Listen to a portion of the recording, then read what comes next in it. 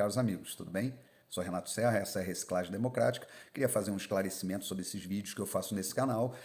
São dois blocos com uma vinheta no meio, uma de apresentação e outra de conteúdo, e eu faço isso sem nenhum texto de apoio e sem cortes. Eu faço numa única rodada, num vídeo só. É lógico que eu vou cometer vez ou outra algum deslize. E agradeço aí o meu amigo Marcos Cotrim, que acompanha o canal, que chegou lá e fez um comentário, Donbás, húngaros, e aí botou uma interrogação. Na verdade, eu estava falando da guerra da Ucrânia e da região de Donbás, então não são húngaros, obviamente, são ucranianos, né? Então faço essa correção aqui e aproveito também para fazer outra errata, né? Com relação ao que eu falei lá do ex-ministro da Educação, Milton Ribeiro, que na verdade é pastor presbiteriano e não anglicano, como eu falei no vídeo. Bom, agradeço esses comentários, peço a você que ainda não se inscreveu no canal, que vá lá, se inscreva exatamente para poder fazer esse tipo de correção, eu poder estar aqui me retratando de alguma forma. Preciso chegar àquele número mágico das 1000 inscrições, ainda falta muito, eu ainda não cheguei nas 200, então eu peço para vocês, amigos, que por favor compartilhem esse vídeo, se você gosta dele, ajude esse canal a crescer, porque é esse o trabalho, é trazer um pouquinho de informação para vocês, uma vez por semana, ou então na hora do café. E vamos em frente, deixar de muito papo, porque precisamos seguir com o vídeo. Então vamos aos principais assuntos da semana.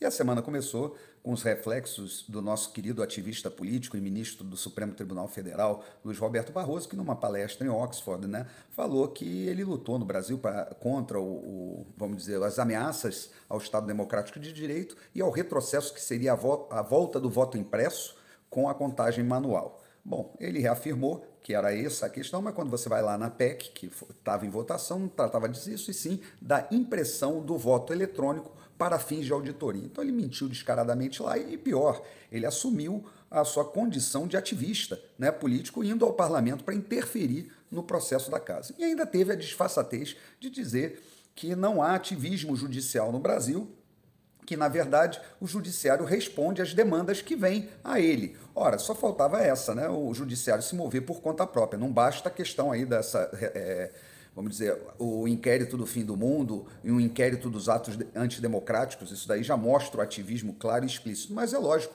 que ele usa também num expediente, que afinal de contas foi descoberto, que é os partidos de oposição, partidos nanicos, que vêm com demandas que são perdidas no parlamento, ou então qualquer outro assunto do âmbito do executivo e provocam ali o Supremo Tribunal Federal, que sim, ao invés de arquivar esse tipo de denúncia por se tratar de questões interna corporis dos poderes, ele dá sequência e, muito pelo contrário, ao invés de manter o equilíbrio entre poderes, ele vai lá e faz sim o seu ativismo judicial ao ponto do absurdo. E que nós vimos também, né?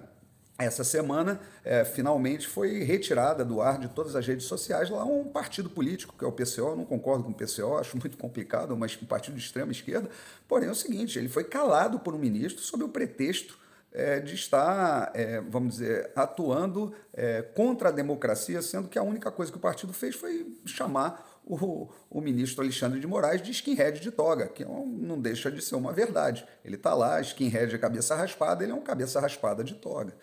E, bom, isso que está acontecendo precisa de um freio e vamos ver o Senado como é que responde, né? Ou pelo menos os próximos senadores, aí depende exatamente da população botar nomes melhores lá para realmente botar um freio nesse ativismo que já não cabe dentro do Supremo Tribunal Federal. Ele é um poder que está se tornando um poder absoluto e se sobrepondo tanto ao Executivo quanto ao Legislativo.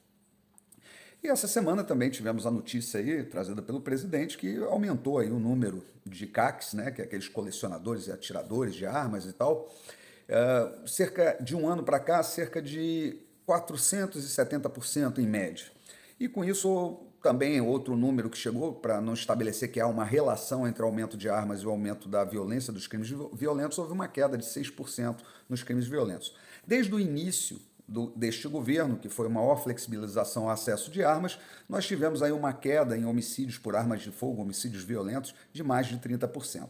Então, acredito sim que quanto mais arma, maior número de mortes violentas, mas sim quando chegar num determinado número de armas. Até lá a gente vê um desequilíbrio completo, onde a segurança pública não dá vazão, vamos dizer, as demandas da sociedade, muito por causa do próprio judiciário, que vai lá e por crimes menores ele bota pessoas na rua, quer dizer, ao invés de punir, ele incentiva o crime, essa é a grande verdade, né?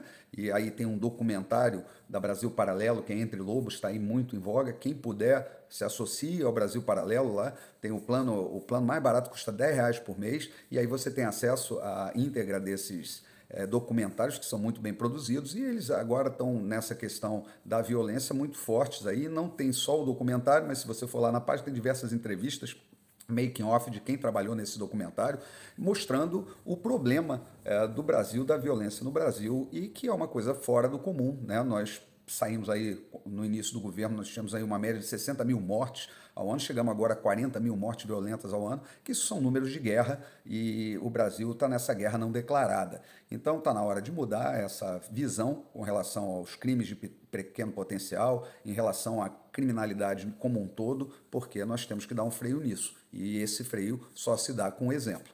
E por falar em exemplo, aconteceu um fato agora com o Pedro Guimarães, presidente lá da Caixa Econômica, que agora pediu o afastamento, e vale a pena comentar um pouco sobre isso, porque a gente está vivendo um tempo muito estranho. De fato, ele é um executivo brilhante, a gente vê pelos resultados da Caixa Econômica, que sempre, nas mãos dos governos, sempre trabalhou em cima de prejuízo, com diretorias infladas ali, tudo nomeação política, e na verdade chegou lá um executivo colocado pelo presidente e colocou ordem na casa, estabeleceu metas. Dizem que ele é uma pessoa muito agressiva ali dentro do ambiente de trabalho, né, muito exigente. Isso realmente é um perfil de bons executivos. Quem trabalha com esse tipo de gente sabe que são pessoas aguerridas, são pessoas com botam a faca na boca mesmo e partem para cima, né? Então, como executivo, ele não tem o que falar. Mas ele recebeu agora essa semana, coincidentemente próximo às eleições, uma série de denúncias lá que rapidamente colocaram como assédio sexual. Pelo número de mulheres denunciando, eu acho muito difícil haver esse tipo de assédio, né? Mesmo porque esse tipo de assédio, o assédio sexual, ele se caracteriza muitas vezes pela obsessão por uma pessoa, né? Você vai lá e quer de alguma forma conquistar aquela pessoa, está num cargo, vamos dizer, superior, você usa desse teu poder exatamente para seduzir, constranger, de alguma forma obrigar aquela pessoa a estabelecer uma relação com você. Isso sim é assédio sexual. Quando você vê o que foi relatado, a gente vê que existe ali um comportamento inadequado, né? E um comportamento que não cabe para uma figura como um presidente de uma instituição como a Caixa Econômica. A forma de brincadeiras indiscretas, de comentários assim constrangedores, ou seja, com mulheres, né, no ambiente de trabalho. E aí a coisa vai nesse mundo de hoje, que qualquer comentário ele se torna, vamos dizer assim, palavras proibidas dentro de um sistema de cancelamento de palavras, de obras, de artistas, o cancelamento do passado de pessoas. Quer dizer, hoje a gente está num problema muito sério, então muitas pessoas podem acreditar até que o comportamento inconveniente, inadequado do Pedro Guimarães possa ser tratado como assédio sexual. Só que não, é um comportamento inconveniente, é um comportamento não desejável, é um comportamento abusivo, mas não chega a ser um assédio desse nível. Eu faço essa distinção porque acredito que o assédio sexual é muito mais grave e, por exemplo, pode destruir uma pessoa, inclusive. O que aconteceu ali com o Marcos Melling, que é aquele comediante, né, que teve aquele caso ali com a Dani Calabrese dentro do negócio. Ele foi acusado de assédio, foi massacrado, perdeu a vida dele, e agora ele está se defendendo. Ele está mostrando lá as gravações em que a Dani Calabrese, a denunciante, né, se insinuou a ele, participou de festas, teve relações íntimas com ele. No final, o que parece é que ela tinha um plano de carreira ali que ele poderia ter favorecido e não o fez, então ela partiu para essa ofensiva contra ele. E hoje a gente vê que a coisa não é bem assim pelo que ele está apresentando de provas. Então as coisas ficam muito sérias nesse meio. Agora, o ideal é que as pessoas tenham um comportamento, né, um comportamento mais discreto, um comportamento, vamos dizer assim, mais institucional dentro do ambiente de trabalho. Se o cara está casado ali e ele quer ter uma aventura ou alguma coisa fora, fantasie com uma prostituta, contrate uma profissional, mas não importune aquelas pessoas que estão abaixo da sua hierarquia ali dentro da escala e evitando que elas passem por situações constrangedoras. Bom, E temos também, para encerrar nessa semana, a aprovação da PEC lá, emergencial, né, que estabeleceu aí um voucher para caminhoneiros, instituiu um valor maior aí para o Auxílio Brasil até o final do ano, quer dizer, uma questão temporária. O mercado ficou assim meio preocupado, afinal de contas, estão jogando essa quantidade de recursos assim de moeda dentro do mercado, e isso não colabora para, vamos dizer, diminuir a inflação, para o fechamento das contas públicas, mas na verdade o que há de se fazer? Estamos numa situação pós-pandemia, com uma guerra andando, uma crise energética mundial, uma mudança inclusive de eixos econômicos pelo mundo.